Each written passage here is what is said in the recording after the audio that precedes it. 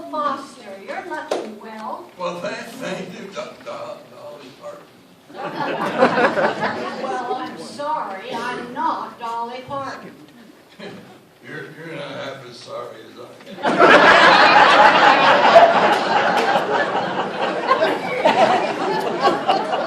Are you just coming in from work? Yeah, I just stop in and pour a little drink, settle my nerves before I go home.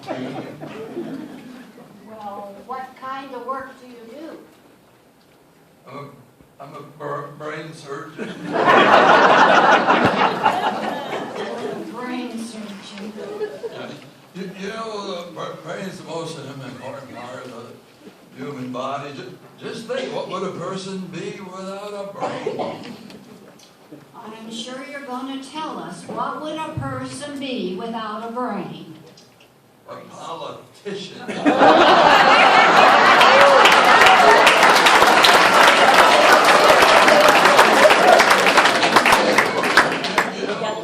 Brain is a very delicate organ. It consists of three main parts: cerebrum, cerebellum, and I think it's that third thing. Anyway, I'll know it when I see it. Have you done any brain surgery lately? Yeah, I did one just the other day, and when the patient woke up, he wanted to know his chances of recovery. I told him 100%. 100%. How can you be so sure?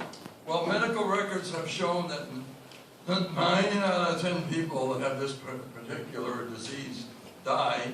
I treated 9 and they all died.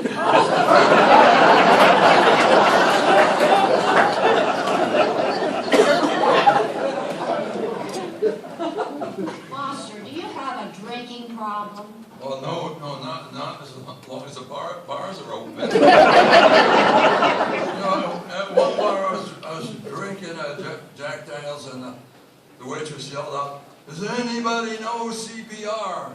And I said, "I know the entire alphabet." And everybody laughed and laughed, except for one guy. I'm almost afraid to ask, but do you have any medical advice for us? Yes, absolutely. Never, under any condition, take a sleeping pill and a laxative on the same. How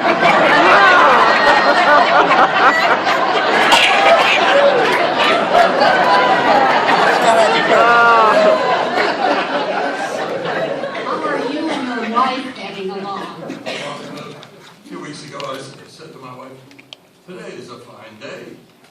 And then the next day, I said, "Today's a fine day." This went on for about a week, and she finally says, "You know, I'm getting sick of this. Every day you say today's a fine day. What the heck's the matter with you?" And I said, "Well, remember we had that argument 3 weeks ago, and you told me you were going to leave me one fine day?"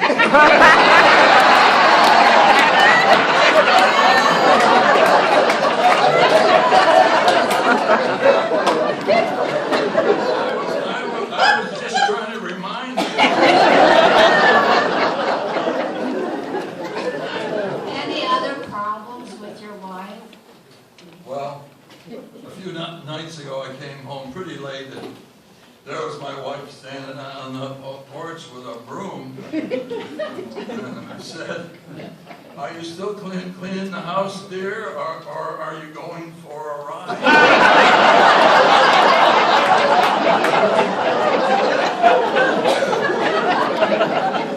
I'll bet she was furious. Yeah, but later that evening she came crawling to me on her hands and knees.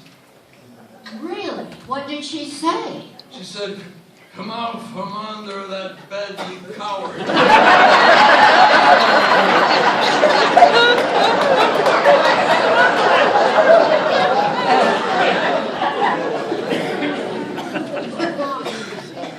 How has your own health been?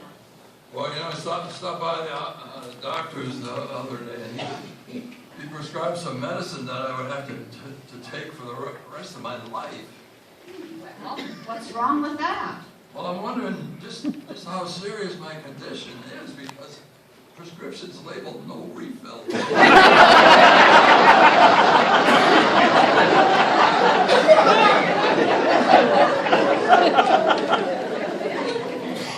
I have a question for you.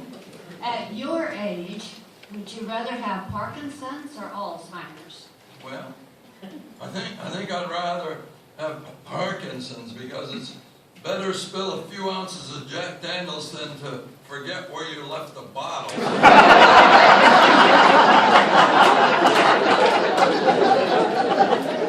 Have you been exercising? Yeah. Doc said to start exercising, but he told me to take it slow. So I've been sleeping with ankle weights for the last few years.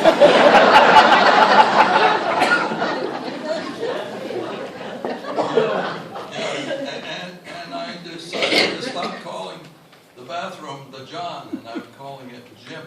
Because it's so much nicer to say, I went to the gym this morning.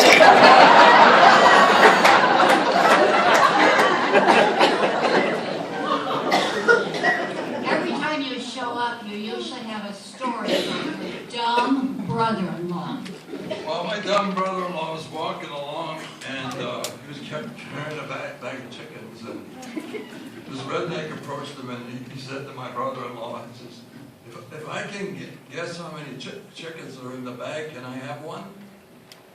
And my dumb brother-in-law says, you know, if you guess how many chickens are in this bag, I'll give you both of them.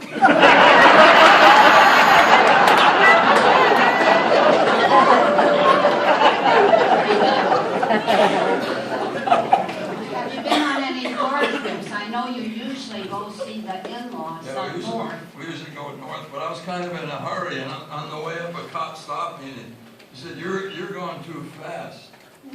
I told him I was just trying to keep up with the traffic. He said, there is no traffic. And I said, I know, that's just how far behind I am. What else happened on your trip? Well, while we're up north, you know, my in-laws have this farm with a pond out back and fruit trees all around it. Nice. It's nice. And one morning I decided to get a bucket and go down and pick some fruit for the family.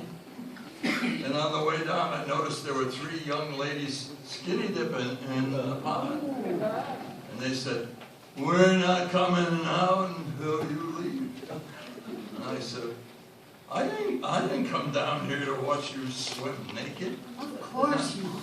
I held up the bucket and said, I came down here to feed the alligators.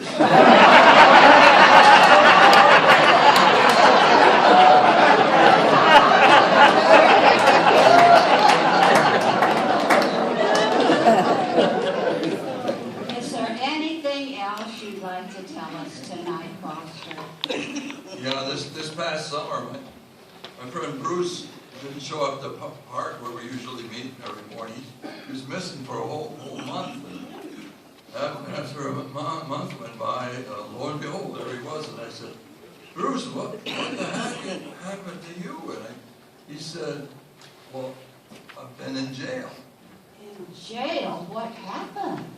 Well, Bruce told me, he says, "You know that cute little waitress over at the coffee shop that we go to?" And I said, "Yeah." And he said, "Well, she filed rape charges against me. And at the age of 80, I was so proud of that. When I got to court, I pleaded guilty."